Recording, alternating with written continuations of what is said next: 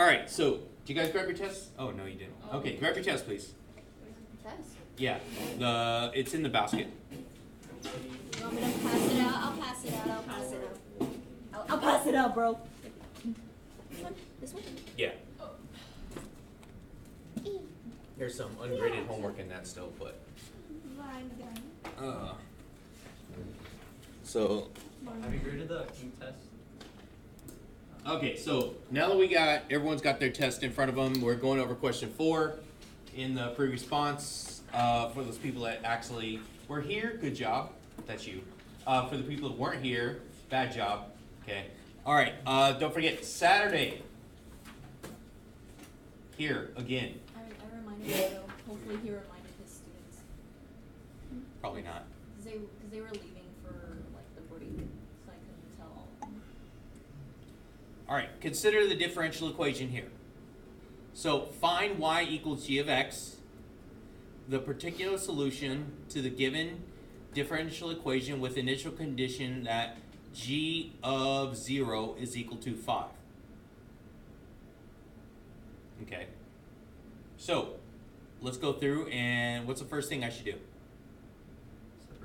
Separate my variables.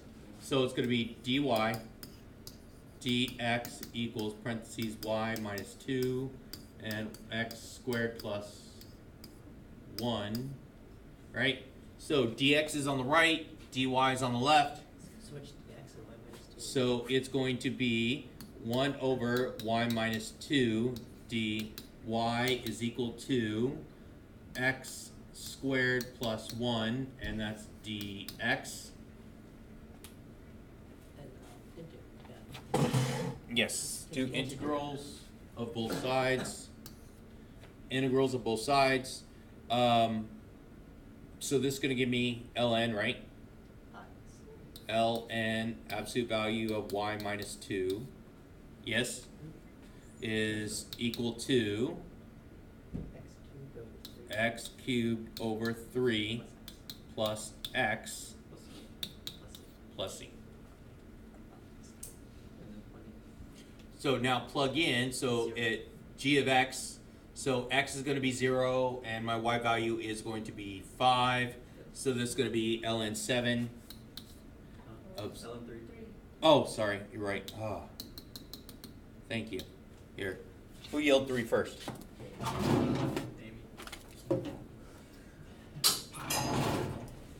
Okay. All right, ln 3 equals 0 plus c. I know what that is, so I'm gonna. All right, so we get c is equal to ln 3, right? Okay, c is equal to ln 3. So now my solution for this should be ln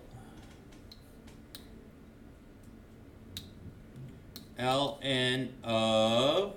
Now, do I need to have the absolute value bars here?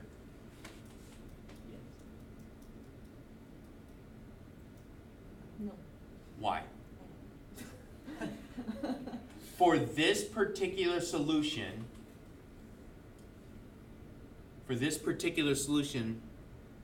is my ln going to be positive numbers?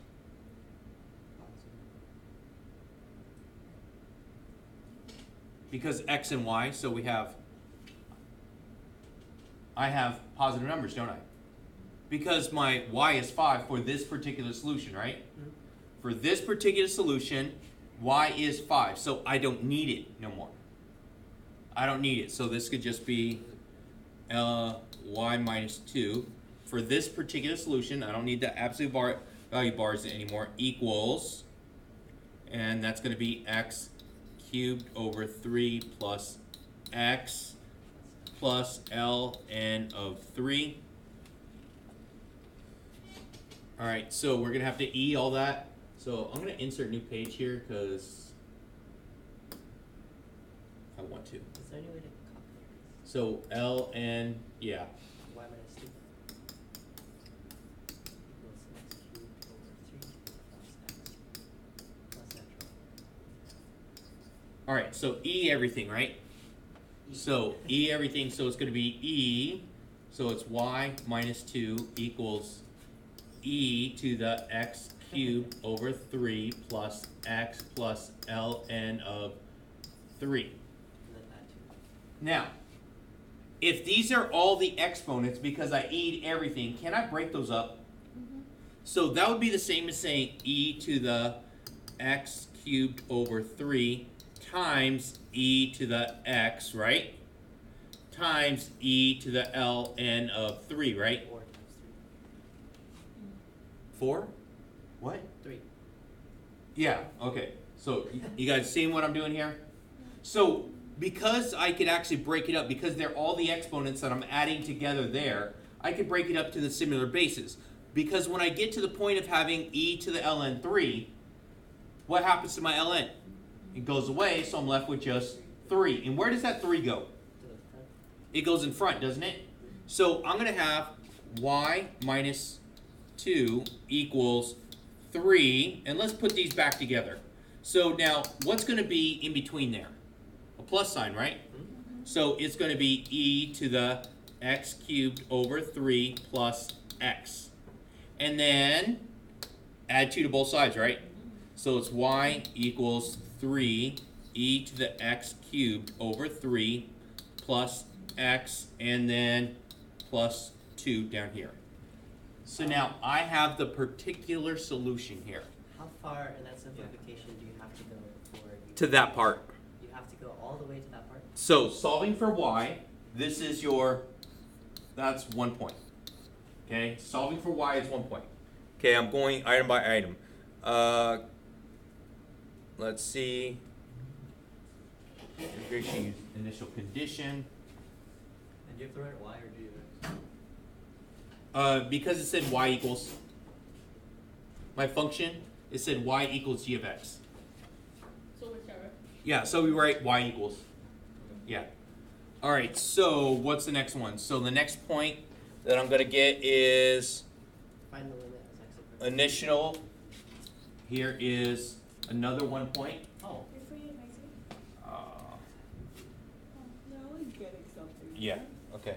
So, yeah, I got a pile of stuff over here somewhere. I don't know. There's like a box or a present or something here somewhere. Anyway, all right. So there's 1 point right there. My next point is antiderivative. Okay, right here. This is 2 points. And the separation of variables, which is right here, is 1 point. Now, serious thing. If you did not write this out and separate your variables, you get 0 points. If you have to, like, even if everything else is right, there's a special note: 0 out of 5 if no separation of variables.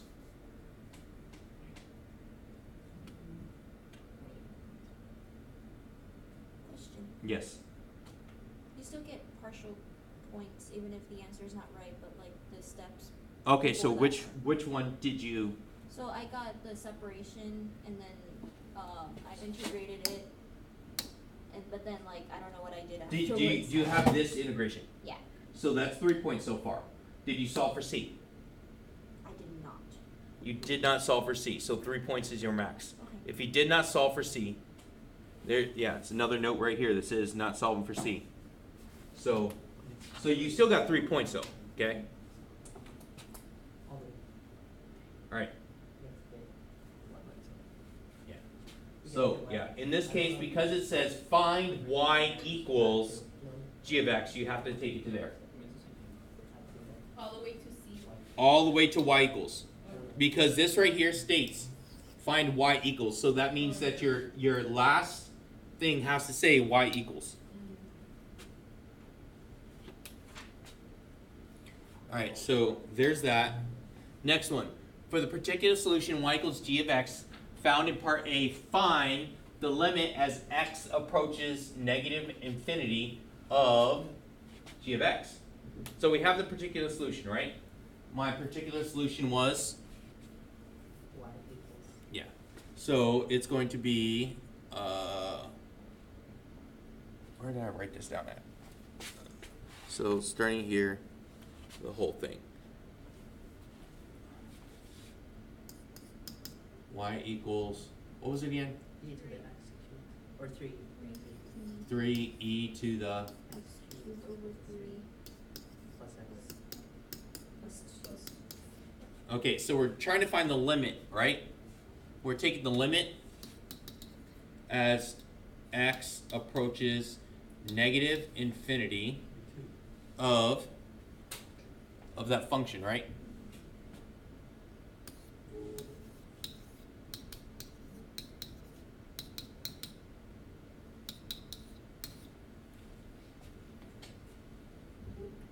So you could just plug it right in and you get e to the negative infinity.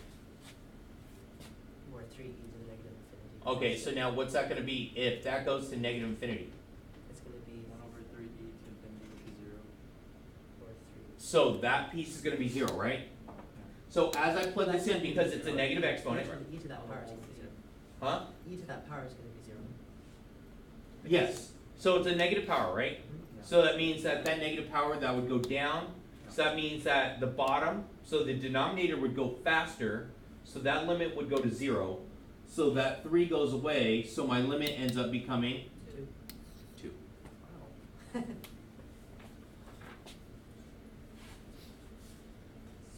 cool.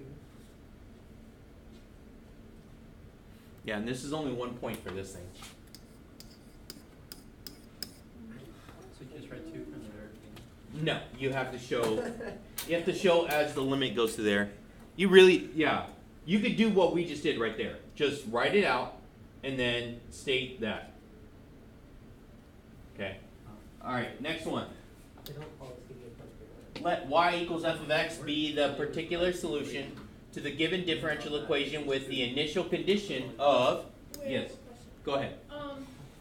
Say that you were to have, you were to get something else for y equals, but whatever you use for y equals there is correct. Yeah. Yes. If you got your y equals wrong on part A, you could still get this next one correct as long as you did and showed your work for it to be this. So let's say you, I don't know, did something different here, right? So you have something else over here, and then, but it is correct because you took your limit from this, because there's continuity in this. So if this is wrong, if this is the wrong premise in the first place, then you could still get the points off this because it says found in part A. So whatever you have in part A, you could actually find the limit and get the point there off that. Okay, as long as it's not something like ridiculous. You're like, all right, I found y equals 1 over x, and that's gonna be it. So part A, then limit. Anyway, I don't know if he, yeah. Yeah. Anyway, all right. Okay, so where was that? Initial condition f of 1 is equal to 3. Find the value of the second derivative at the point 1, 3. 1, 3 is the graph of y equals f of x. Concave up, concave down at the point 1, 3. Give you a reason for the answer. Okay, so now, for what we have, are we starting with, what are we starting with? What are we starting with right here? Let's look at the derivative. We're finding the derivative already, right? We start with the derivative, and so we just need to find the derivative of the derivative, right? Okay. So find the derivative of the derivative. So my derivative, my dy dx was equal to what? Y minus 2. Y minus 2 and X squared plus 1? yes. Okay. So when we're doing this, what do we have to do for this? Do you guys remember?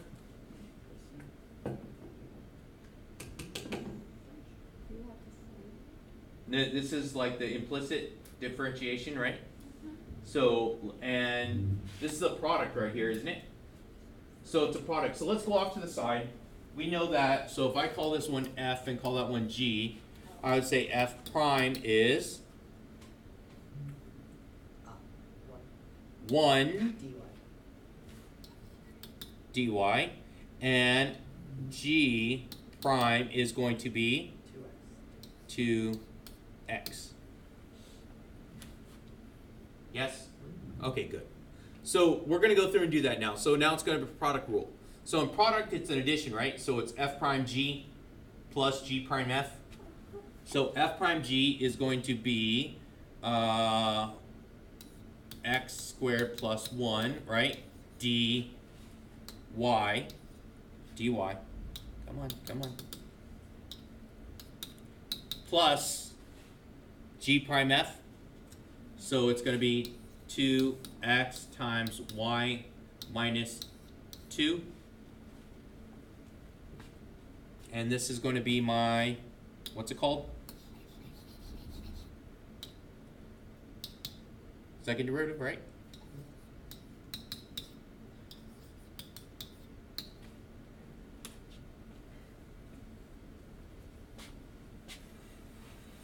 So I did my second derivative. And what did it ask for now?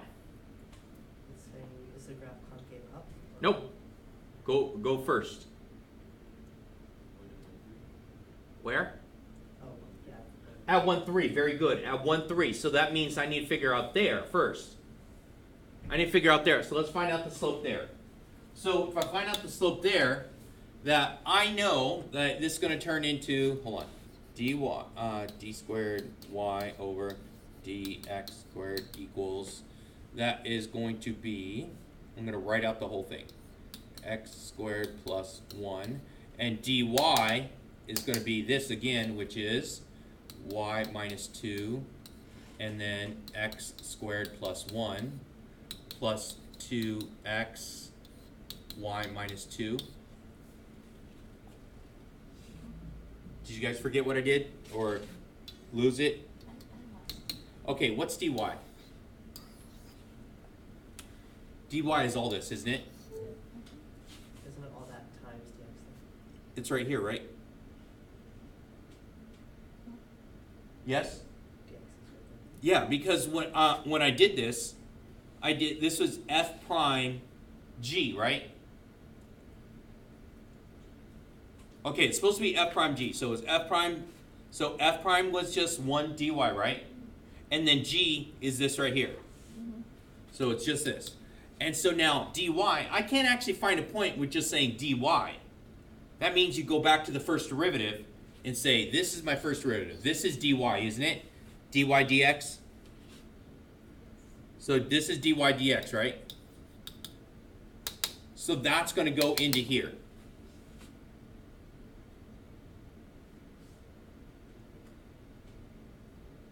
No? Maybe?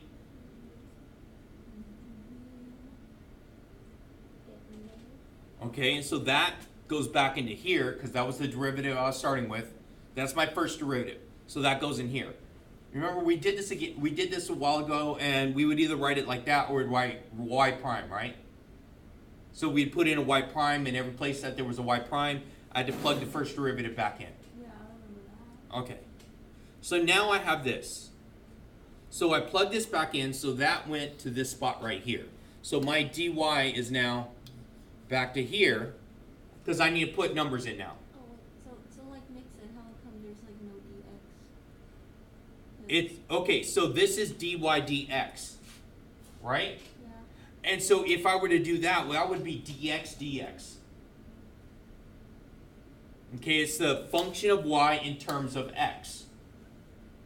So dy dx is the function of y in terms of x. But I'm not going to write dx dx because that's the function of, that would be the function of x, right? In terms of x. So I don't write that. It's the function of y in terms of x. But in this case, because I have the x, it just stays just whatever my x's are.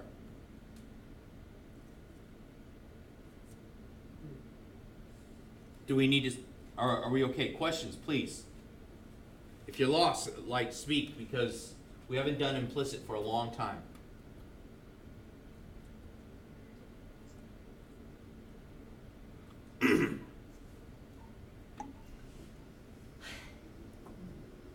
All right. Alright, so let's plug in points.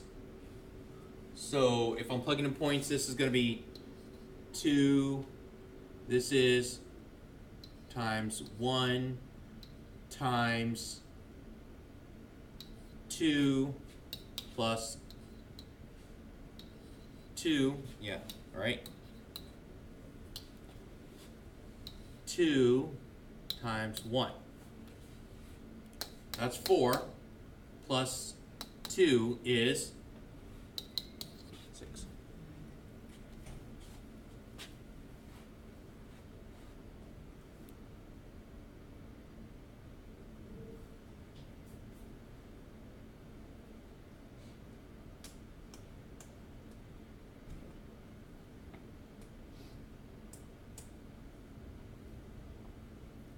Are we okay or no? Yeah.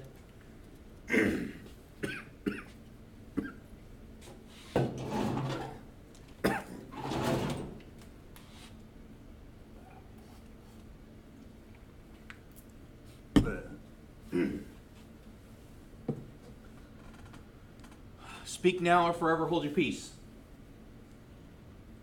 You guys want me to do it over? No.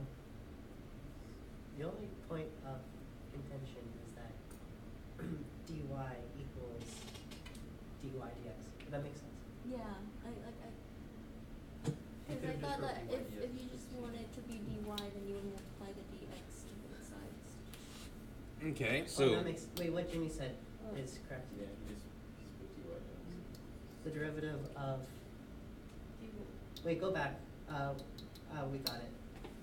hold on. I'll do it over. dy dx. So talk me through it then. Y minus 2, right? X squared. Okay. Okay, so do f and g again for y minus 2 equals f and x squared plus 1 equals g. Okay, so that's f and that's g. And then just take the derivative of f. So f prime would be dy dx. 1 dy dx, Okay, right? yeah, 'cause it- Or I could have just wrote dy. dy, or I could just also write y prime. But I don't like writing y prime. Do you guys recall why I don't like writing y prime? it's so incomplete. You could lose that prime really easy. Okay, you could lose that. That's the reason why I don't like writing it. So dy dx, okay? So dy dx. And then g prime. 2x. So it's basically just the way that you wrote it. Yeah, is that yeah, Trivial. I'm sorry. It's okay. You know, I should have just put dy dx the whole time, so. Okay, so now we got that, right? Okay, let's do it again with product rule, right? So f prime, so d2y over dx squared. So it's going to be f prime, so I could put that first. So f prime g, so it's going to be dy dx, then g, which is x squared plus 1, plus g prime to x times f, which is y minus 2. And because, again, the dy dx is this thing right here, right? So dy dx is this, so I'm going to replace all of this. So I can go d, so replacing this now, so it's going to be y minus 2, and then x squared plus 1, and then it's x squared plus 1 plus 2x times y minus 2. Yes. Okay? So at the point of 1, 3, right? Yeah, you just plug it. Yeah, now we plug in just that. So this is going to be 1. This is 3. No, 2, sorry. Yeah, that's 2. That's 2 plus 2, and that's 1. And that's 6. And that gives me 6. So for my points right here, let's see where the points come from. The points come from Oh, wait, we're still not done. Forgot about that. Yeah, we still have to do the concavity, right? Okay, so. Oh, wrong one. So, what does the concavity mean? So, if I say that d squared d, there we go. Okay, is equal to. All right, hold on. Let me do the whole bar thing and everything. Okay, so at 1, 3 is equal to 6. Okay, think about that. What do we know? Greater than 0, so second derivative, that's concave up. Yep, concave up. So we're going to say that second derivative, so d is greater than 0, so that's going to be concave up.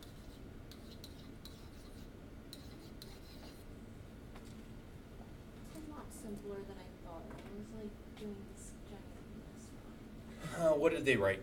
Concave up, yeah. It's basically it. Just say something. Well, because I don't know what I did. I don't know why I foiled to begin with instead of just leaving it as just F and G and product rule it. Okay. That's gonna get you. I know. Look at this, bro. All right, let's go points. Concave up with reason is 1 point, and your number 6, and you have to have all this right here is going to be 2 points. So if you get down to here, this is going to be 2 points. Cool. Okay? Questions? All right. So like, share, and subscribe. I want you guys working on one of these other problems.